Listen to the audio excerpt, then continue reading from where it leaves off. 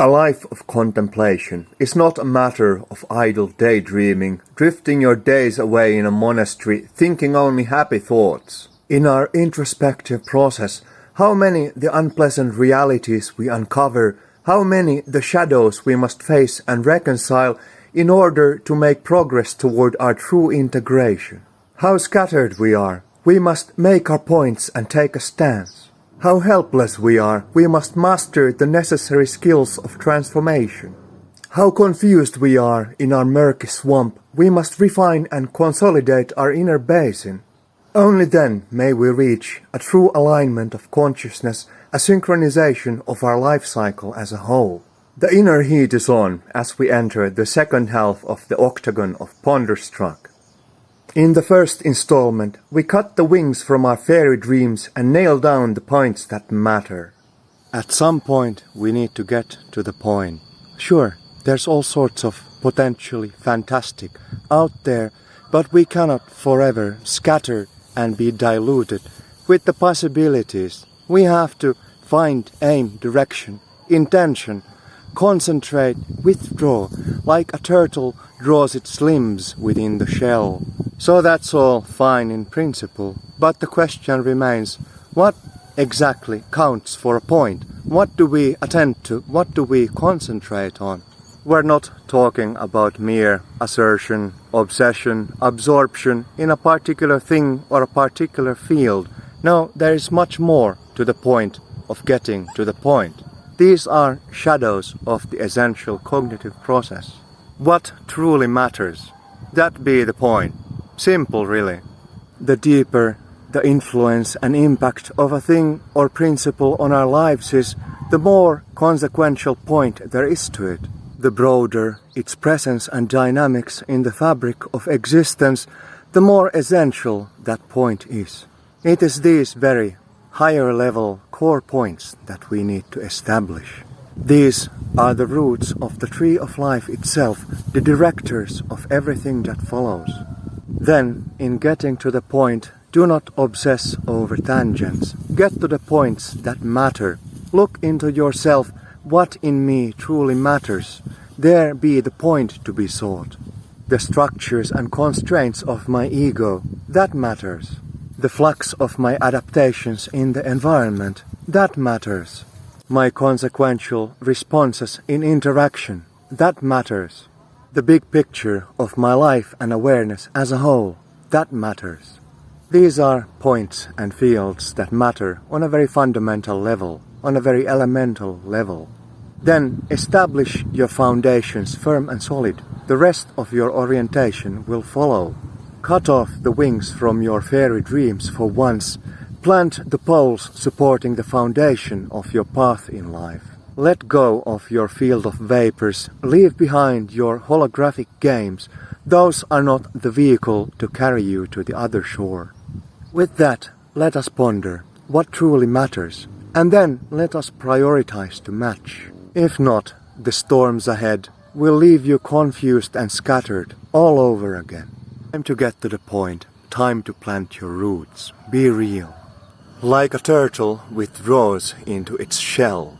In the second installment, we engage reason and intellect with precision, crafting the frameworks that scaffold our journey onward. On this path, the path of life, of transformation, inner and outer, many are the matters to be mastered. But it's not an intellectual exercise, it's not an analytical operation. These will only lead to constructs in your mind. Now that said, you can't let your intellect be idle. You can't simply vibe your way to the other side. You have to engage all of your capacities. You have your frameworks of thought, philosophical, theological, scientific.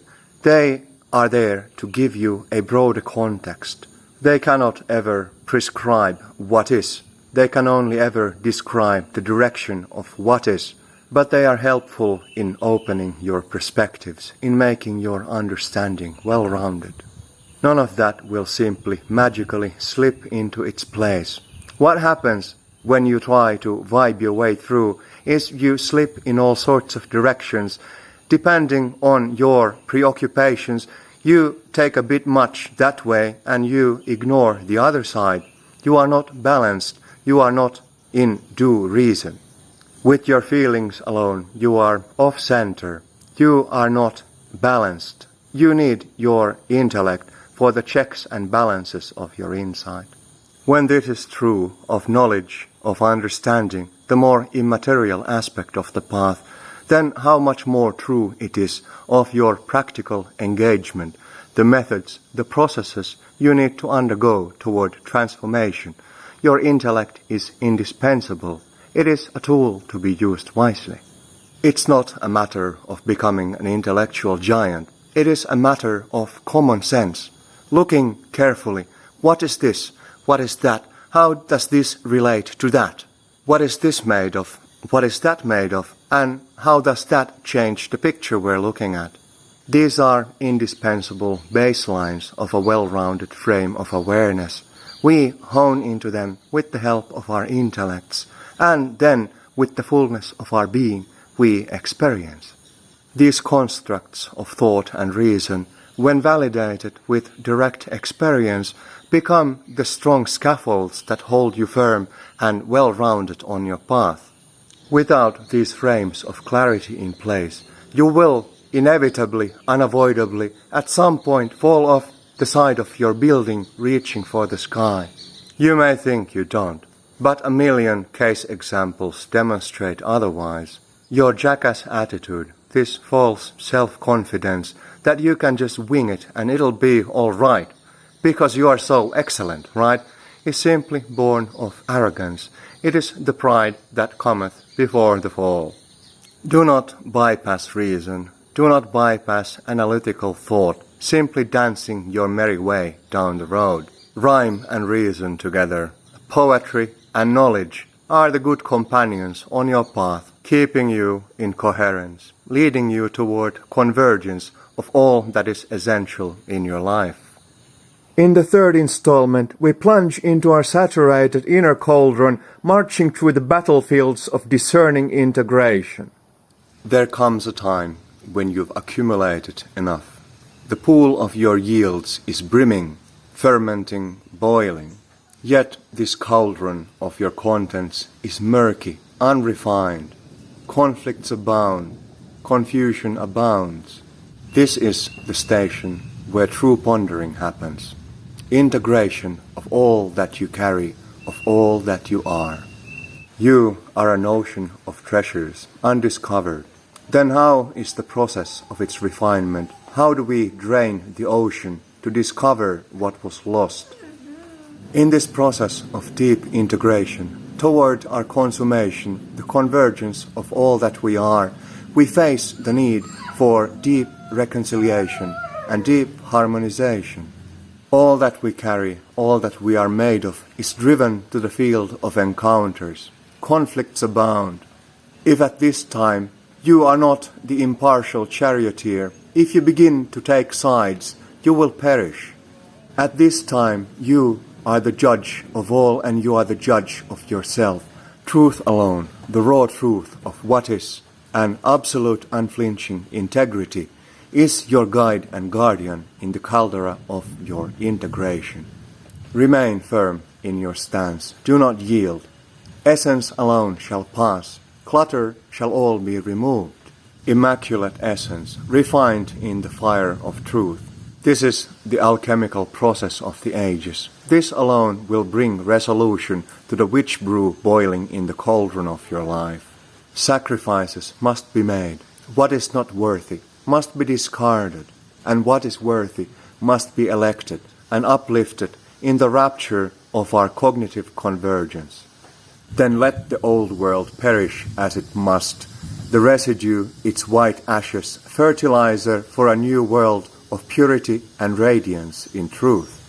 As you enter the basin of integration, the skies will be veiled, darkness will prevail, your only light, the radiance of truth, to lead you from your battlefields to the other shore, beyond conflict, into a world of peace, harmony, and clarity. Then remain firm, unshaken before adversities. The truth of what is your lifeline.